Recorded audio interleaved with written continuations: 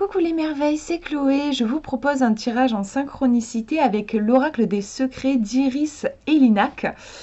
Donc, je vous montre le dos des cartes. Il n'y a pas de boîtier que je puisse vous montrer. Donc je vous laisse vous concentrer sur une question que vous aimeriez poser à l'oracle. Et je vous montre. Donc vous avez 3 choix. Vous avez le choix entre 3 tirages. Alors le premier ici, le deuxième au milieu et le troisième est là. Donc je vous laisse voir celui qui vous attire le plus quand vous pensez à votre question. Et on va voir. Alors, 1, 2 et 3. Premier tirage, première carte. On a l'ermite qui vient nous rendre visite. On nous parle de retraite, de solitude et de recul. On va voir la deuxième carte pour vraiment avoir une interprétation. À chaque fois, j'ai tiré 2 cartes. Mais bon, apparemment, il y a peut-être besoin de prendre du recul par rapport à votre question. L'ermite, il va volontairement s'isoler, en fait. Peut-être pour éclaircir certaines questions, pour méditer. On a la lanterne et le bâton, donc on a... l'idée de aller arpenter des chemins. La lanterne, en fait, c'est un peu les chemins de la psyché, de notre inconscient, et la lanterne qui va venir comme peut-être la lumière de la conscience. On a peut-être besoin d'éclairer certaines choses, certaines zones d'ombre. On va regarder la deuxième carte. Et on a la toile qui nous parle de pièges, d'appâts et de réseaux. Donc, moi, ça me fait penser, cette combinaison, en fait, l'ermite suivi de la toile. On va regarder le livret pour voir quel mot elle a associé en plus. Mais moi, ça me fait penser au besoin, en fait, de se détacher, de prendre la distance par rapport à une emprise. On nous parle de piège. On a peut-être besoin de se décoller de certaines choses pour y voir plus clair. Il y a une autre interprétation qui est possible. Donc, je vais peut-être recouvrir. Parce que c'est vrai que la toile nous parle aussi de réseau. Et là, ça va à l'inverse, en fait, de l'ermite qui s'isole. Ouais, à voir. On va voir ce qu'on nous dit sur l'ermite. On nous dit un moment d'isolement permet de prendre du recul, de se retrouver. Donc c'est vraiment cette idée-là. Hein. Et alors, qu'est-ce qu'on nous dit sur la toile? Je suis curieuse de voir sur quoi elle a axé son interprétation. Les belles paroles sont de terribles appâts pour les cœurs affamés. Il y a une mouche naïve. D'accord. Les belles paroles sont de terribles appâts pour les cœurs affamés. Donc oui, il y a l'idée, du coup je vois, elle a associé l'idée de réseau avec, pour le coup, les réseaux, ça fait penser aux réseaux sociaux, et le fait qu'il y a énormément d'apparence, des jeux de séduction en fait, hein, qu'il peut y avoir... dans le sens oui où on essaye de séduire son entourage en ne montrant que de beaux aspects de notre vie alors qu'on a tous des galères. Hein. Il y a cet aspect illusion en fait qui est entretenu par les réseaux sociaux. Et du coup l'ermite, il y a peut-être un besoin de se retirer d'un monde d'apparence en fait, pour y voir plus clair par rapport à votre question. Je vais tirer une carte en plus quand même pour vérifier que je pars bien sur une interprétation qui est juste. Donc je brasse mes cartes et je vais en tirer une qui fasse le pont entre les deux, entre cette ermite et cette toile. Par rapport à votre question. Et on a l'arbre qui vient nous parler d'héritage, de génération et d'origine. J'aurais vu aussi l'idée d'ancrage. La première chose qui m'est venue, c'était l'idée dans l'ancrage qui n'est pas du tout présent dans la toile, où on va se laisser prendre par les apparences.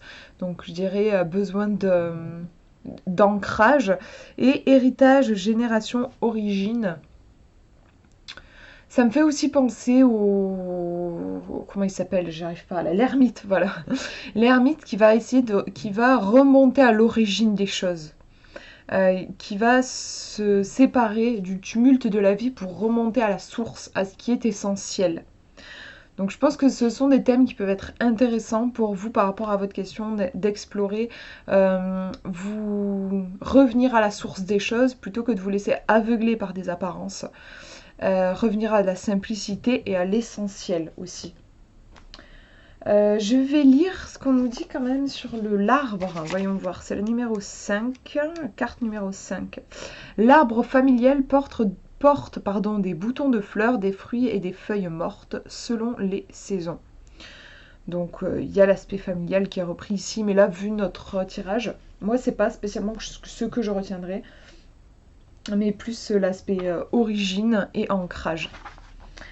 Voyons, on va voir le deuxième tirage. Première carte. On a la chimère, illusion, fantasme, mirage. On est en plein dans le monde des rêves là.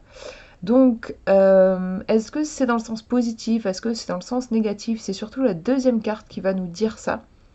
En tout cas, c'est une carte qui me semble très positive si votre question concerne un projet qui est encore à l'état d'idée. C'est une carte qui va être très propice pour, enfin en lien avec l'imagination. Donc si vous êtes un peu artiste, si vous avez des projets, des idées plein la tête, là cette chimère va vraiment incarner cette énergie qui bouillonne et que le créateur va venir canaliser. On va regarder la deuxième carte. On a le pantin, manipulation, influence et emprise. Donc, en effet, cette chimère, je crois que elle n'est pas dans le sens positif. Là, on a en fait, c'est comme si on nous balançait des étoiles plein les yeux pour mieux nous manipuler derrière. Il y a l'idée là, il y a quelque chose qui est trompeur.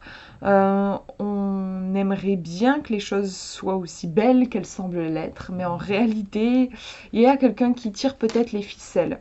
Alors ça peut être quelqu'un qui vous ment, qui n'est pas honnête. Ça peut être aussi vous, qui vous manipulez vous-même, qui avez du mal à voir les choses en face. Donc je vous remontre. Hein. La chimère, c'est plutôt comme ça. La chimère suivie du pantin. Donc illusion, fantasme, mirage, manipulation, influence et emprise. Par rapport à votre question, il va falloir clarifier. Il va falloir se sortir de l'illusion, revenir dans du tangible, travailler peut-être son ancrage, couper les liens si jamais votre question concerne quelqu'un et en effet vous ne vous sentez pas à l'aise. Il faut couper ces liens pour retrouver votre pouvoir personnel aussi. Voilà ce que je vois pour ce tirage et on regarde le dernier, première carte. On a le serpent qui nous parle de tentation, de désir et de fascination. On voit la pomme, le diamant, la plume. Donc oui, on est peut-être un peu obsédé par quelque chose. Il peut y avoir au sein de votre question une fascination. Vous avez peut-être du mal à détacher votre regard d'une chose en particulier. On va regarder la deuxième carte. Et c'est drôle puisqu'on a l'œil. J'étais en train de dire, on a du mal à détacher son regard. Précaution, vigilance et observation. Donc oui, il y a clairement dans ce tirage, je vous remonte les cartes. On a clairement une fascination pour quelque chose, on est obsédé, notre regard est posé dessus. Il serait, je pense, important de prendre une certaine distance.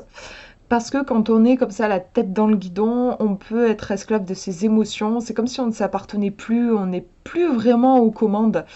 Il y a une notion presque de magnétisme, comme si on était attiré comme un aimant par quelque chose.